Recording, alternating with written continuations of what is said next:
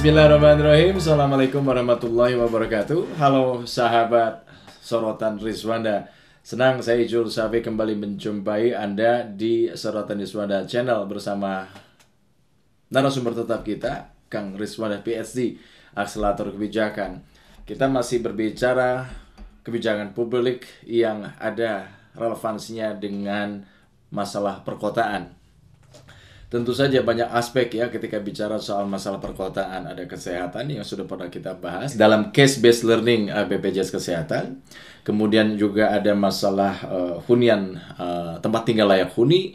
Dan kita juga tidak bisa terlepas dari masalah ekonomi ya.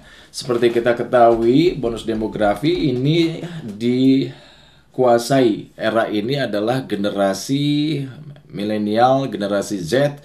Next adalah generasi Alpha. Banyak perusahaan-perusahaan anak muda sekarang yang muncul itu lebih mengarah kepada sociopreneur.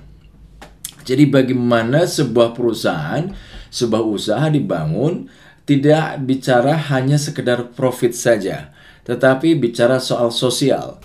Betul, social enterprise ini salah satu alternatif lah ya dari keniscayaan liberalisme perdagangan saat ini ya. Muncul juga oligopoli, monopoli, kapitalisme, bawaannya kan seperti itu ya, atau penguasaan oleh segelintir orang saja. Nah, social enterprise ini menggeliat sebagai irisan dari bagaimana kegiatan-kegiatan caritas juga tetap punya profit making, tapi kemudian si profitnya ini direinvestasikan kembali ke dalam upaya-upaya untuk menimbulkan dampak sosial. Contoh, menurut data BPS tahun 2021, sekitar 64% social enterprise pemerakarsanya adalah perempuan. Nah, ini kan sebuah titik cerah baru ya, bahwa mungkin selama ini angkatan kerja yang terpinggirkan. Banyak kan kajian, ada kajian tentang istri nelayan gitu ya, kajian tentang bahwa perempuan dan politik bukan satu-satunya kajian loh. Lalu juga banyak juga social enterprise yang didominasi oleh milenial. Ini hampir prosentasenya kalau tidak salah menurut data British Council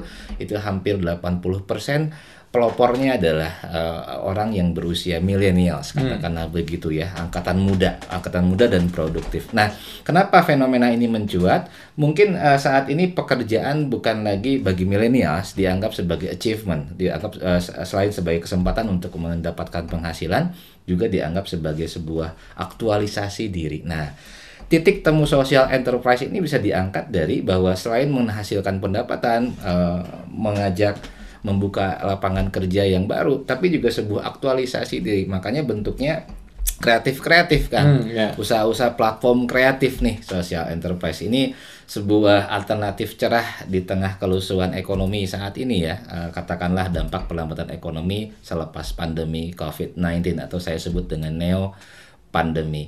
Nah, lalu kemudian dari sisi kebijakan apa yang bisa kita telaah?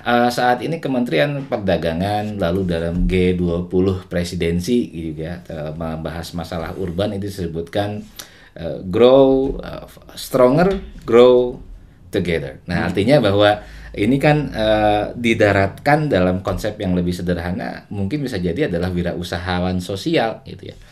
Seorang entrepreneur yang membuka kesempatan kerja, tapi juga membuka sebuah ukuran kualitas hidup baru atau ukuran life chances atau kesempatan hidup baru. Contoh, banyak juga platform-platform kreatif ini menyerap disabilitas semisalnya.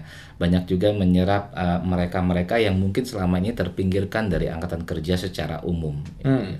Ketika kita bicara soal social enterprise ini mulai menjamur ya di Indonesia, dan itu menjadi sebuah keuntungan ya. Saya sebut keuntungan sosial karena membawa dampak positif terhadap lingkungan dan sosial gitu, Kang. Bagaimana pemerintah menyambut fenomena ini gitu? Apakah kebijakan yang dikeluarkan baik itu oleh pemerintah pusat maupun pemerintah daerah cukup ya untuk mendukung social enterprise ini?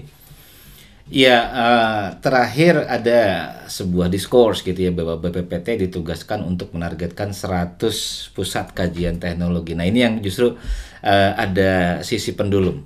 Nah, jangan sampai nanti telah terbangun pusat-pusat kajian teknologi ini bergedung mewah, bertampilan tekno, tapi minim kegiatan. Nah, ini yang perlu diwaspadai ya. Nah, artinya bahwa seperti banyak kasus lain harus juga ditelaah mana sih sebetulnya kebutuhan yang lebih prioritas? Apakah justru pada sokongan platform teknologinya atau lebih kepada arah bagaimana jejaring kerjanya juga didukung oleh pemerintah? Contoh, kan bisa saja aplikasi prakerja yang sudah berjalan selama ini juga membuka sosio entrepreneur untuk satu misalnya memberikan materi gitu ya, karena kan sosio entrepreneur kan dekat dengan ultra mikro ya Kang ya, atau ultra mikro sampai UMKM yang reguler. Nah artinya kan bahwa ini sebuah pencerahan dan perlu diberikan informasi yang edukatif pada peserta prakerja, semisal seperti itu.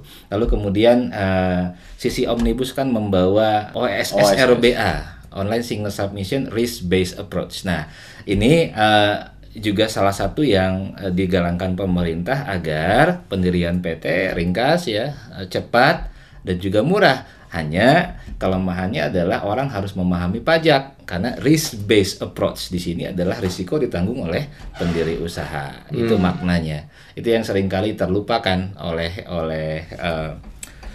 orang yang sudah berjalan nih, wirausahawan sosialnya.